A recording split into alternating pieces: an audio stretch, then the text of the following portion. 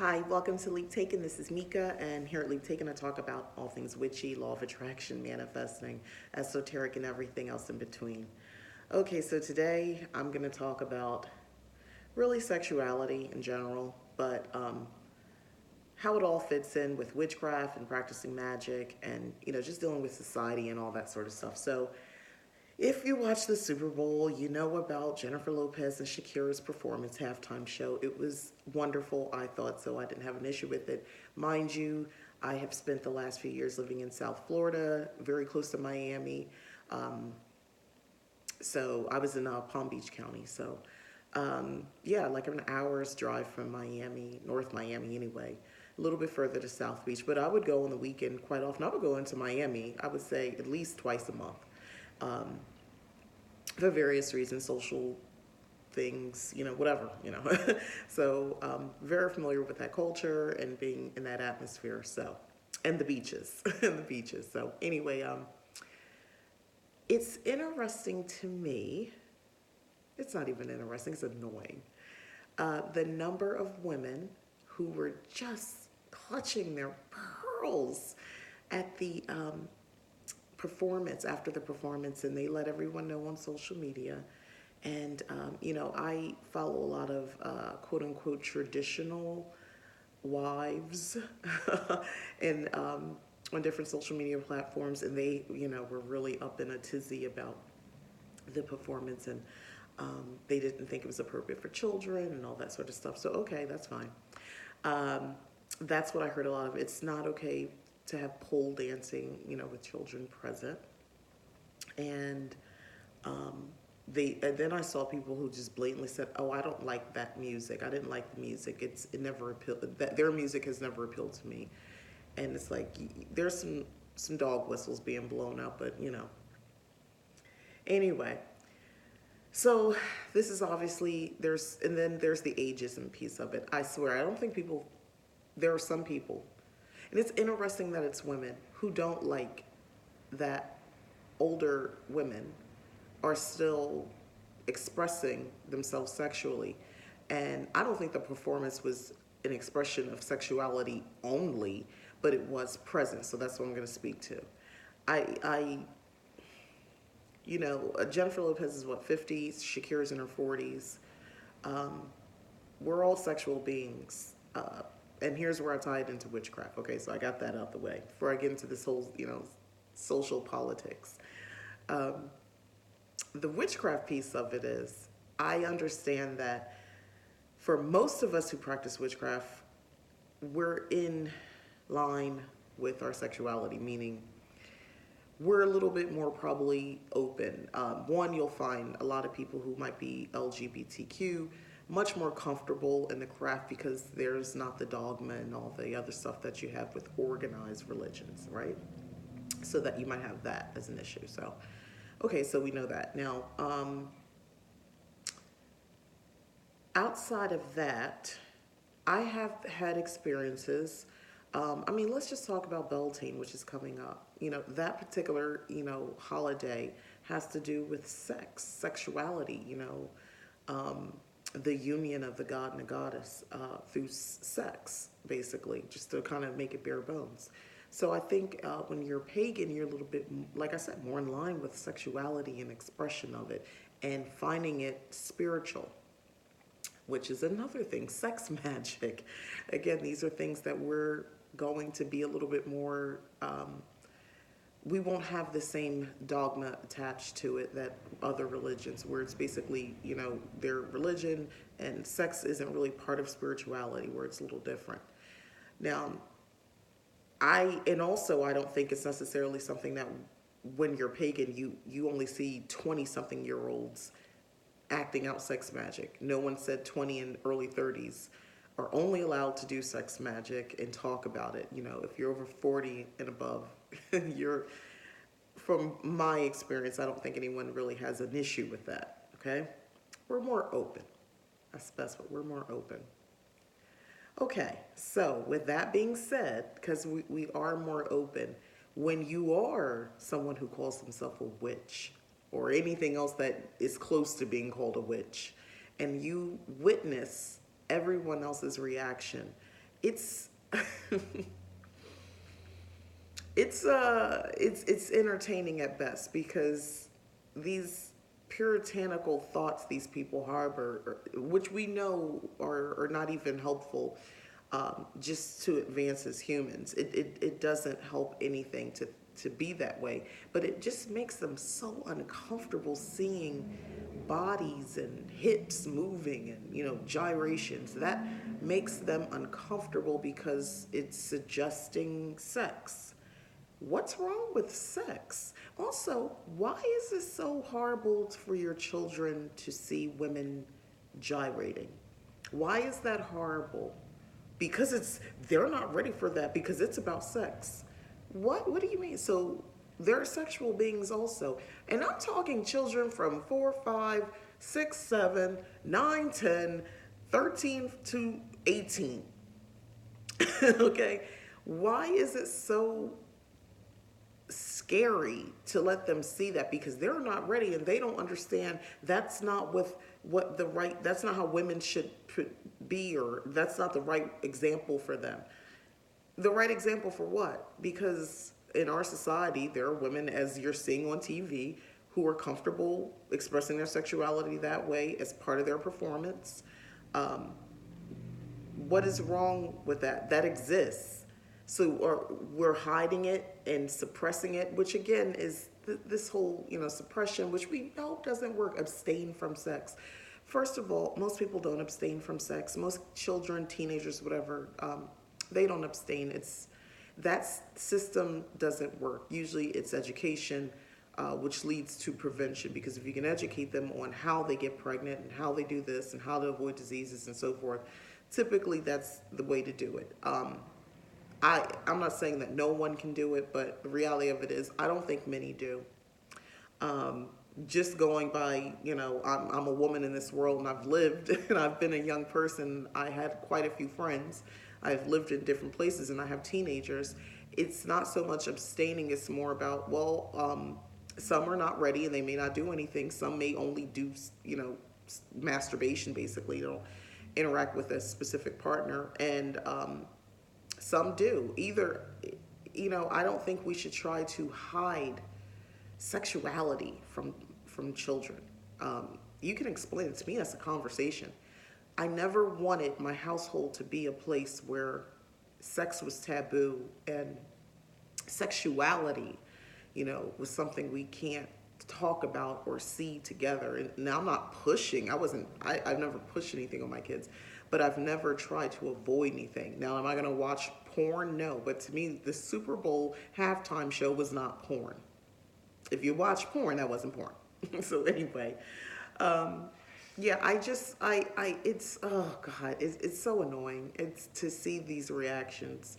And again, I don't want to make this a political thing, but it was, most of the women that I saw that had something to say, they didn't look like me. And they didn't look like Shakira, and they didn't look like Jennifer Lopez. So there you go. Anyway, moving on. Sexuality and witchcraft. Again, specifically to sex magic. My views are open on lots of subject when it comes to witchcraft. So obviously this fits in that realm. I'm comfortable with teaching, explaining sex magic, and I've used sex magic. The thing about it is, it's just a way of raising energy, and you can also turn it into something ritual. And even before I just talk about sex magic, let's just go back to sexuality. So moving, within rituals and things like that, doing any sort of dance was considered provocative dance. Moving your hips, swaying your hips, very sensual, having sensual sense in the air, and the music is sexy, that sort of stuff, and just really vibing on that. That's a type of, that's a sensual, sexual type of ritual, depending on what you're ultimately doing. But you're stirring up that energy. And I really don't see how that's negative. These are innate in all of us on some level. How we express it is going to be different, but this is a part of us as humans. Um, it's just strange that some of us would like, I don't even think these people who are commenting, have commented, complained, or repressed, I think that they, because typically people who have the negative things to say are usually out, just being real freaks when nobody's looking. So they act repressed. It's an act for the children. The kids can't see this. Yeah. First of all, okay, first, our children had see worse.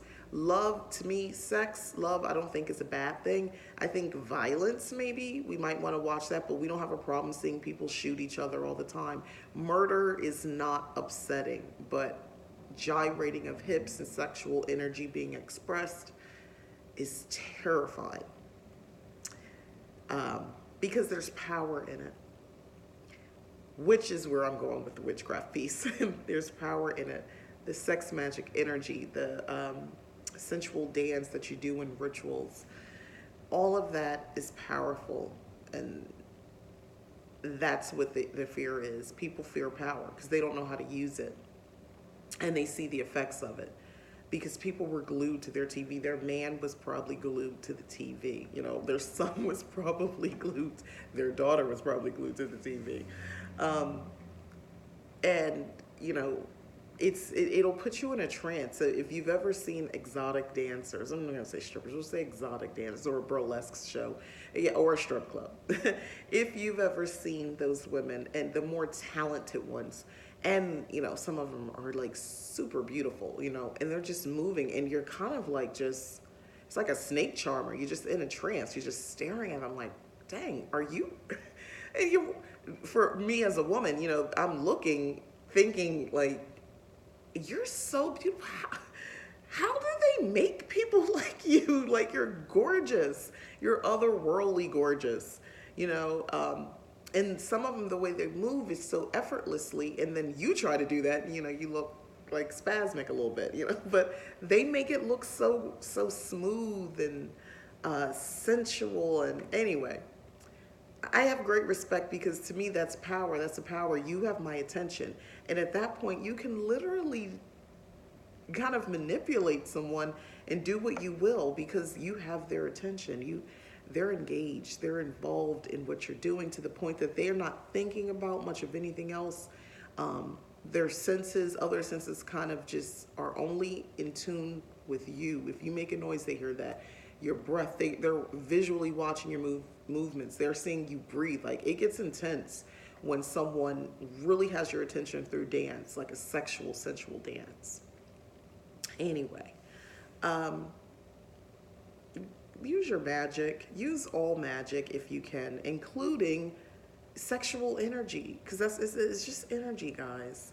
But use your sensuality in ritual. Dance around.